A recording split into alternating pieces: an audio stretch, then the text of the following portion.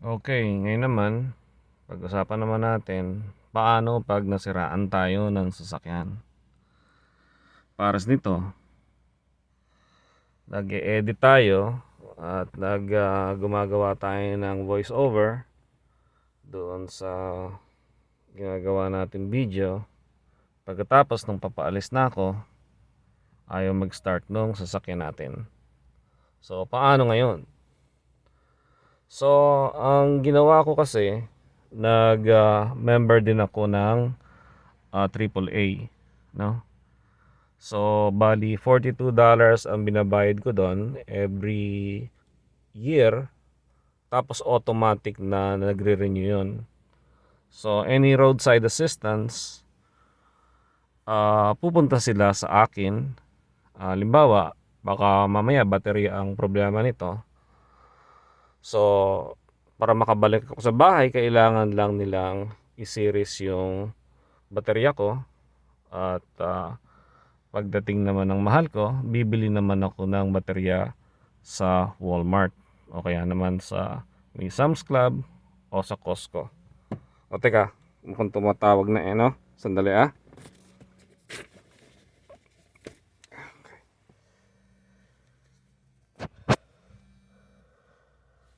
Hello? Yes. Okay.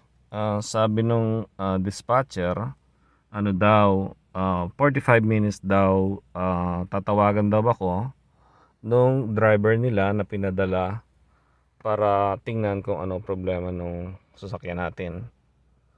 So, malalaman natin doon kung halimbawa at baterya lang ba ang problema.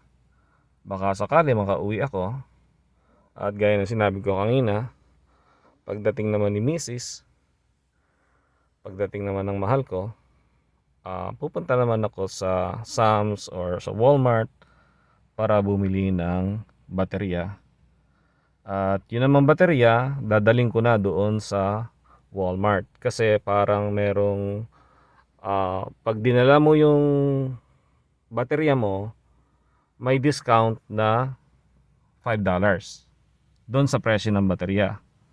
So ngayon, depende yon. Parang pagkakaalam ko, ang presyo ng baterya starts from siguro mga $100. Tapos that's gonna be for 1 year and a half ang warranty nun. Tapos 3 years parang mga 150. Yung 3 years. Tapos yung mga 5 years yata, siguro mga 180 na yung um, 5 years siguro ang warranty. So, siguro time na rin para palitan ko yung baterya. Baka yun lang ang problema nito. Sana, yun lang. At kung halimbawa man, siguro patutow ko na lang yung car. Malapit lang naman yung address namin dito sa lugar natin dito. Sabi ko nga, dito ako naglalakad kapag halimbawa at okay ang weather. Pero hindi kasi ako makalabas ngayon dahil medyo malamig sa labas eh. Ayoko lumabas eh. No? Ngayon, pakikita ko na lang sa inyo pag halimbawa at ginagawa na nung technician yung sasakyan, kung sinisiris niya at kung ano sasabihin sa atin. Tingnan natin kung ano ang problema. So, ganun lang ang karaniwang nangyayari kapag halimbawa at nasiraan tayo. Bumibili tayo ng parang insurance natin. So, kung halimbawa mangyari man to sa malayo tayo sa address natin, no? Tatawag lang ako ng technician sa AAA kung pwede bang magpa-service doon sa lugar na yon.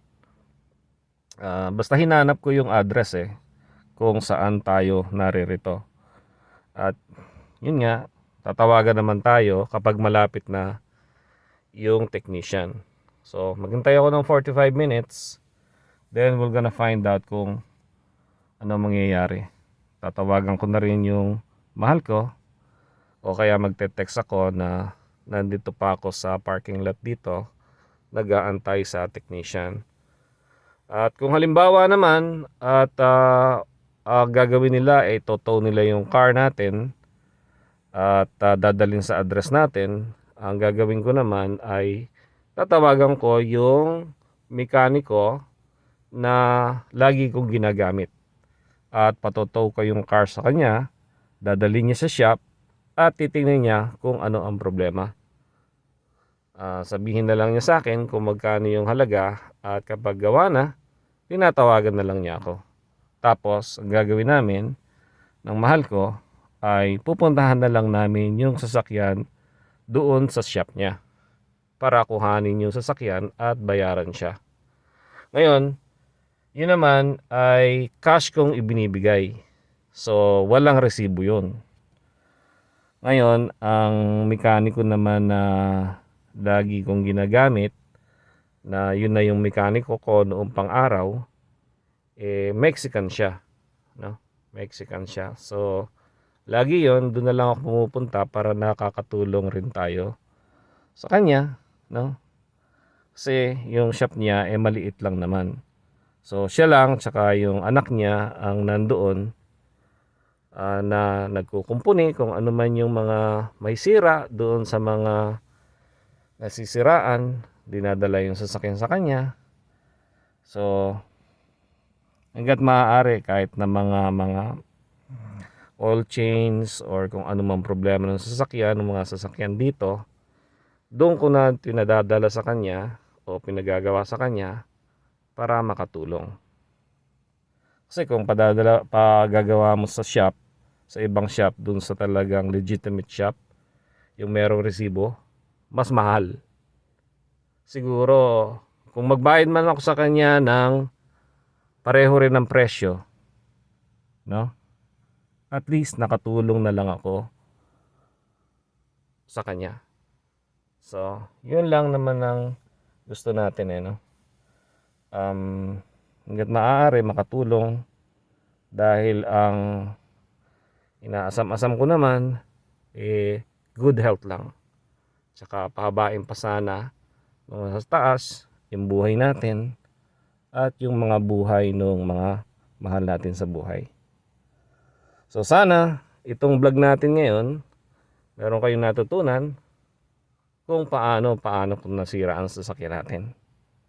Okay.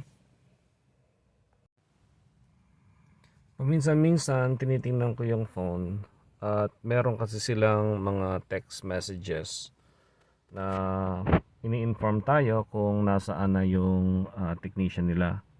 So sabi nila on the way na raw yung technician at te-text na lang uli nila tayo para malaman nila yung eksaktong address natin at yung nasaan yung sasakyan at ano talaga yung kulay. Kasi ang sabi ko, gray yung sasakyan natin, pero ang iniisip ko silver pala ang talagang matatawag na kulay itong sasakyan natin. At kaya ng sinabi ko, kung naman sasakyan natin matanda na rin. So tinitingnan natin kung hanggang saan siya tatagal. So far, meron siyang 218,000 miles na Toyota RAV4. So, matagal-tagal na rin siya. Nakasama natin siya mula nang magsimula tayo magtrabaho rito hanggang ngayon na pinag-iisipan ko kung kailangan bang huminto na tayo ng pagtatrabaho dahil doon sa mga dating pinag-usapan natin. Di natin alam kung mape-penalize tayo kung halimbawa at bigla na lang tayong magre-retire o kaya naman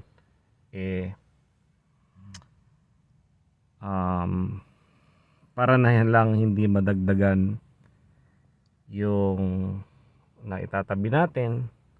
Kasi pag winidraw natin yon, mayroong mga penalties, taxes na dapat nating bayaran. Na sa halip na makakatanggap tayo ng let's say 1,000, bali 750 na lang yung matatanggap natin. Tapos may penalty pa yon na 10%. Ngayon, meron namang way, no? Kung paano gagawin yan, na siya ko namang pinag-aaralan pa kung paano.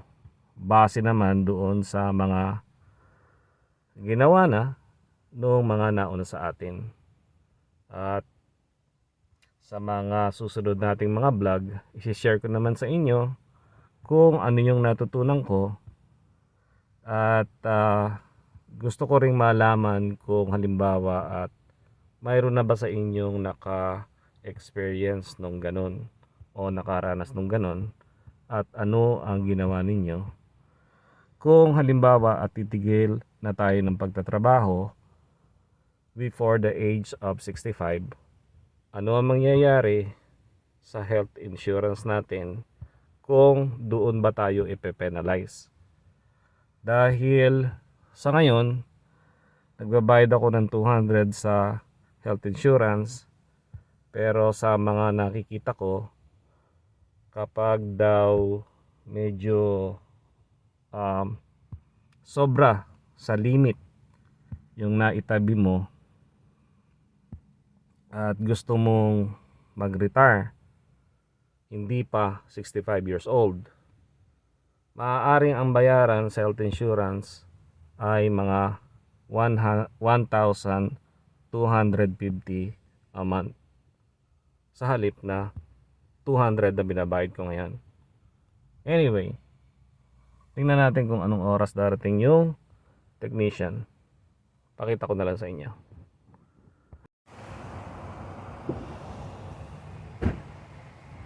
Pretty good call one. Okay, sabi nung technician ay paandarin ko muna raw ng mga 30 minutes bago ko patayin uli yung car. Sabi niya mayroon pa raw 53% yung battery. Baka lang talagang nandito kasi ako for about 2 hours. I was just sitting, tapos nagre-record ako kung ano yung mga gusto kong sabihin sa inyo. At nakalimutan ko na nakasindi yung headlight. So baka doon na diskarga yung battery. But anyways, sana may natutunan kayo at nagkaroon kayo ng idea na yung ginagawa natin dito, ginagawa rin natin sa Pilipinas. Iba lang yung itsura ng lugar na ganito itsura kapag nandito na kayo. Okay? O sige.